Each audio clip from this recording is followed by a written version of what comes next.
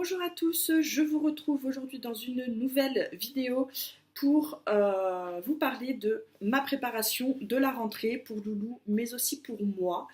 On va commencer très rapidement avec moi. Vous le savez, je suis en recherche d'emploi depuis que j'ai fini mon BTS et que donc mon contrat de professionnalisation a pris fin. Et donc voilà, les petites choses que je vais faire pour moi, ça va être très rapide à vous énoncer. Globalement, j'ai déjà un CV et une lettre de motivation qui sont pas mal, mais je pense à des améliorations. Et donc pour continuer mes recherches de façon bah, active, je vais tout simplement retravailler encore une fois tout ça.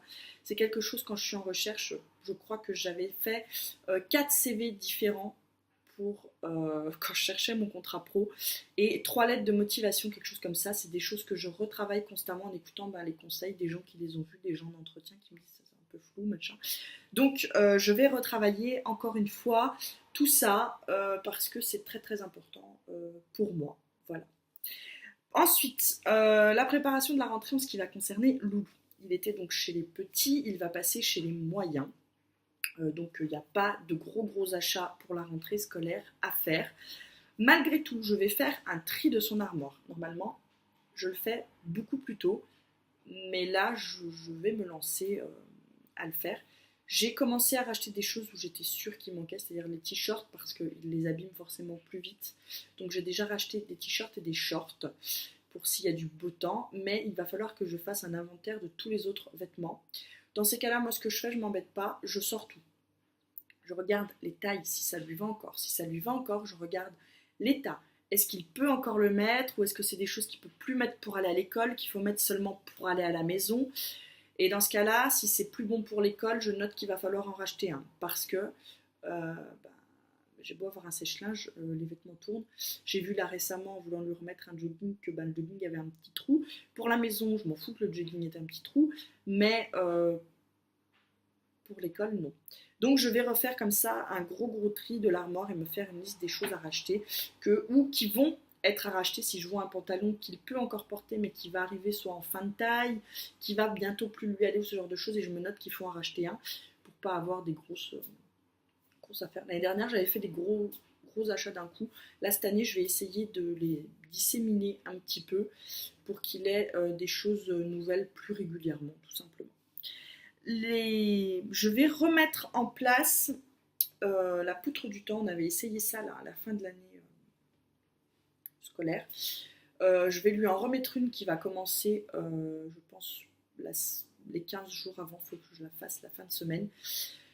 La poutre du temps, c'est un calendrier qui s'étale sur tout le long de votre mur avec donc les jours de la semaine et la date. Donc en haut, vous mettez donc la saison, le mois, et après par ligne, je vous demande un instant. J'en ai un exemple juste là, puisque avec la chaleur, la nôtre s'est décollée. J'ai eu les PDF pour faire celle-ci sur le site Optoy, je crois. Ils en proposent une. Vous pouvez la faire. Moi, tout ça était déjà fait. J'ai plus qu'à imprimer, découper et à plastifier. Donc voilà. Donc vous avez comme ça les numéros. Vous mettez en dessous les jours de la semaine. Moi, je ne me suis pas enquiquinée. Je les ai simplement collés avec de la pâte à fixe. Voilà. Au mur aussi, je l'avais collé avec de la pâte à fixe, mais c'est un peu lourd. Donc vous avez la saison, le mois et ensuite les dates avec votre jour de la semaine. Vous avez un peu de place en dessous. Moi, pour qu'ils comprennent le changement, je mets du washi tape quand il va y avoir un événement particulier dans la journée. Vous pouvez aussi trouver et imprimer ou fabriquer comme vous voulez, si vous êtes fort en dessin. Des petits trucs, par exemple s'il a foot le mercredi et mettre l'étiquette du foot sur tous les mercredis pour qu'il voit quand est-ce que c'est la prochaine fois qu'il a son activité. Et moi je mets donc en dessous, on met une petite photo d'Antonin où on lui fait déplacer en fait la photo tous les matins, je lui fais déplacer la photo, il avait beaucoup aimé, c'est pour l'aider à se repérer dans le temps. Il est peut-être encore un peu petit, je sais qu'à l'école ils ont un système pareil où la maîtresse dit on est lundi, elle colle. Voilà, nous, je le fais sous forme de poutre du temps à la maison, je vais essayer de remettre ça en place et voir s'il accroche aussi bien qu'à la fin de l'année, si jamais on continuera. Je vais là commencer à essayer de recoucher Loulou à la même heure tous les soirs. à heure fixe et de refaire au maximum plus on va avancer dans la journée, c'est-à-dire qu'après 5 heures, au moment du goûter, commencer, goûter, temps de jeu, douche, temps de jeu, manger, dodo. Et refaire tout le temps à la même heure les mêmes choses, c'est-à-dire manger à une heure fixe le soir. Et quand je vous dis à une heure fixe, on n'est pas dans les 10 minutes près. Hein, voilà, si on dit on mange à 17h, à 19h, si on mange à 19h10 parce que le repas après, voilà, c'est pas grave. Mais vraiment se remettre une routine du soir fixe pour qu'ils reprennent l'habitude de s'endormir à l'heure où ils s'endormaient, parce qu'en ce moment c'est un peu aléatoire, et du coup de se relever à peu près à la même heure. Moi le matin je laisse quand il y a école Antonin dormir jusqu'à grand maximum 7h20 et c'est vraiment le grand maximum, c'est-à-dire une heure avant que l'on doive aller à l'école parce qu'il faut qu'il ait le temps de déjeuner et de s'habiller, voilà, et que je ne sois pas toujours en train de lui dire on va être en retard, on va être en retard. J'ai horreur de le presser et de devoir lui dire dépêche-toi Antonin, mange, on va être en retard. Donc bien souvent, j'ai un enfant qui se lève aux alentours des 7h, donc quand on a le rythme normal. Donc quand il se lève à 7h, eh ben, c'est bien parce que comme ça, on a vraiment le temps. C'est peut-être un peu tôt pour lui, peut-être, mais c'est son rythme naturel, ce qui nous arrange du coup parce que ça nous évite de le presser. Et si jamais je vois qu'à 7h, vraiment 20 grand max, il n'est pas réveillé, je vais le réveiller. Voilà.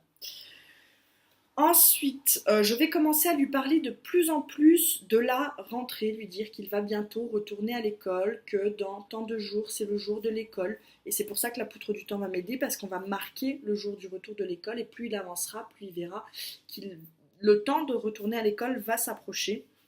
Je vais également lui parler du changement de classe, parce qu'il ne sera plus dans la même salle, donc lui dire qu'il va aller retourner à l'école, mais qu'il ne sera plus dans sa classe d'avant, qu'il va avoir une nouvelle classe, avec des nouveaux jeux et une nouvelle aide, une nouvelle maîtresse et voilà, et que ce ne sera pas forcément les mêmes personnes avec qui il sera toute la journée, qu'il verra toujours l'ancienne maîtresse, je sais, ça on le sait parce que dans l'école on est voilà, mais que ce serait bien quand même que voilà, qu'il commence à comprendre que ben ce sera la même école, mais ce sera pas tout à fait pareil.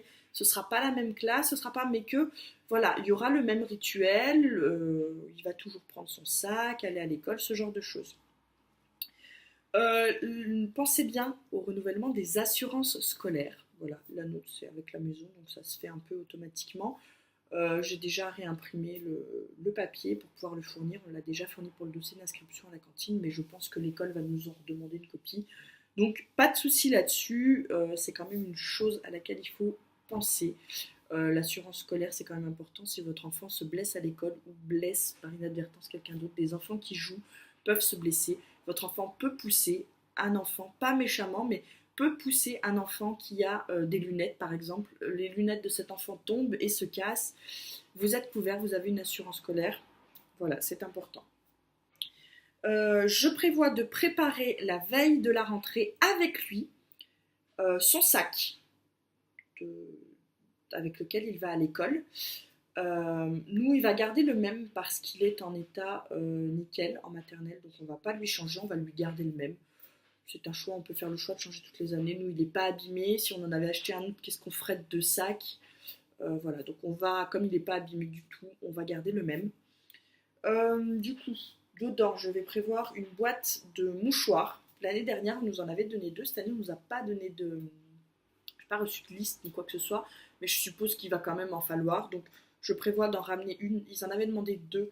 Je vais déjà en ramener une le jour de la rentrée. Et puis, de toute façon, les boîtes de mouchoirs, j'en ai toujours à la maison. Donc, s'il en faut une autre, je la ramènerai le lendemain. C'est pas un problème. Son gobelet, parce que sinon, ils boivent en fait au robinet des toilettes. Ils ont des gobelets à l'école. Sauf que très souvent, c'est les mêmes gobelets. Il y a 3 gobelets pour 2 classes d'enfants. Je trouve ça pas très très clean, donc on avait vu avec la directrice l'année dernière pour pouvoir amener les parents qui le souhaitaient, ramener le gobelet de l'enfant avec le nom de l'enfant dans le casier de l'enfant et l'enfant sait qu'il a son gobelet, qu'il faut aller le chercher. Donc nous, Antonin a un gobelet Cars, tout ce qu'il y a de plus simple qu'on avait acheté chez Action, sous lequel j'ai mis son nom.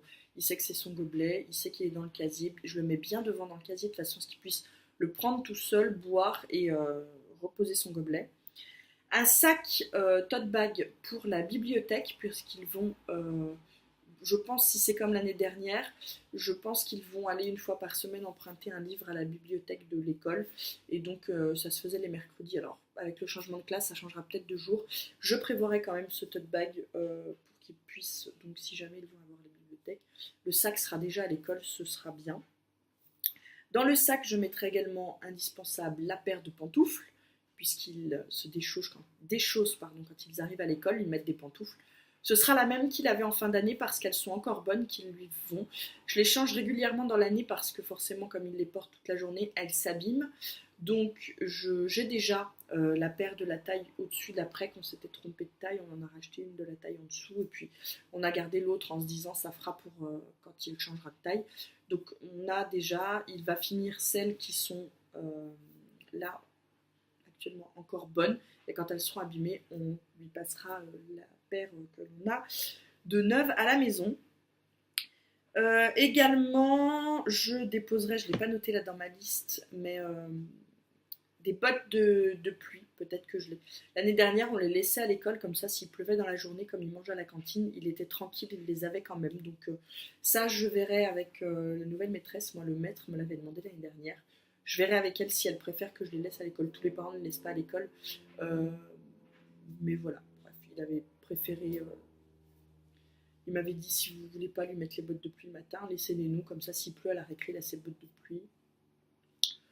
Je verrai suivant la place dans le casier, si c'est les mêmes casiers que l'année dernière, c'est un peu compliqué de laisser les bottes de pluie constamment, mais il faut que je regarde, elles lui vont encore c'est sûr, il faut que je regarde l'état, mais je crois qu'il a dû les mettre peut-être 5-6 fois à tout casser, donc je pense qu'elles seront encore bonnes, mais ça fait partie des choses qu'il faut que je vérifie. Également, je vais mettre 2 changes complets. Je mets 2 changes par sécurité parce que comme il mange à la cantine, je me dis que si par exemple il s'est taché de pâture le matin, que le maître lui change le t-shirt et qu'il se retache à la cantine, voilà. Donc c'est mon côté un peu paranoïaque, je lui mets toujours 2 changes complets, c'est-à-dire 2 hauts, 2 bas, 2 paires de chaussettes et 2 slips, voilà, qui restent dans son sac. Quand il en a utilisé un, je le change. Ou si je vois que ça fait un moment que ce sont les mêmes changes dans le sac, bien évidemment, je ne laisse pas les mêmes changes pendant 6 mois dans le sac. Quand je vois que dans le week-end, pas toutes les semaines, mais si au bout de 15 jours, 3 semaines, le change n'est pas sorti du sac, je le ressors du sac. Je pourrais prendre l'habitude tous les vendredis soirs de vider le sac et le dimanche soir, tous les vendredis soirs, vider le sac et le dimanche soir de dire au petit tiens, on refait ton sac.